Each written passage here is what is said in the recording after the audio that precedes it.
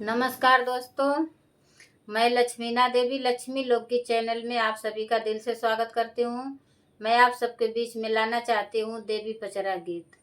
ये हमारी देवी पचरा गीत पसंद आए तो लाइक सपोर्ट शेयर आप लोग जरूर करिएगा। कमेंट बॉक्स में जरूर बताइए हमारी देवी पचरा गीत कैसन लगा। अब पसंद आए तो इस छोटी बहन का आप मदद आप लोग जरूर करिएगा। हे माता रानी सभी को सुरक्षित रखना, सभी का रक्षा करना।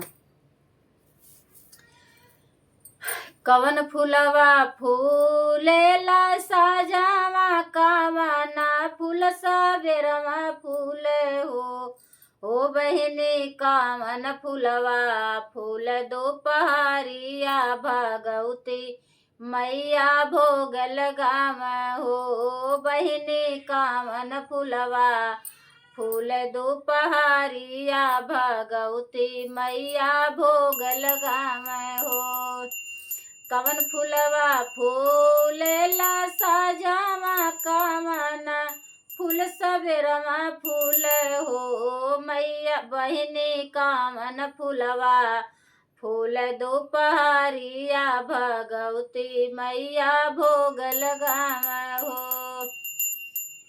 बेला फूलवा फूलेला साजावा चमेला फूल सबेरवा फूल हो मैया अड़उल फूलवा फूल दोपहरिया त दुर्गा मैया भोग लगाव हो बहिनी अड़उल फूलवा फूल दोपहरिया त सातो मैया भोग लगाव हो।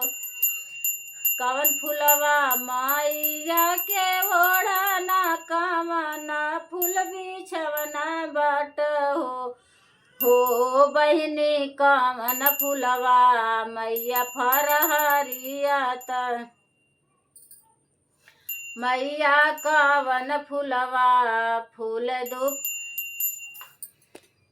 कवन फूलवा मैया के ओढ़ना कावना फूल बिछवना बाट हो बहिनी कावन फूलवा मैया के खेलावाना कावना फूल फरहारी बाटे हो।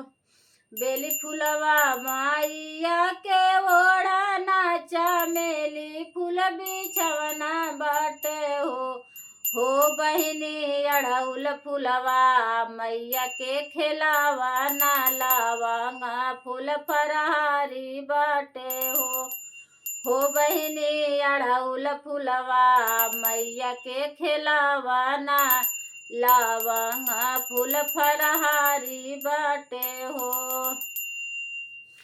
कवनाई जुनिया मैया लड़का होली कवला जुनिया कवनाई जुनिया मैया लड़का होली कवना जुनी सयान होली हो मैया कवना जुनिया होली ले बुढ़ाइया सेवकवा जय जय कार बोले हो मैया कवना जुनिया होली बुजुर्गवा सेवकवा जय जयकार बोले हो।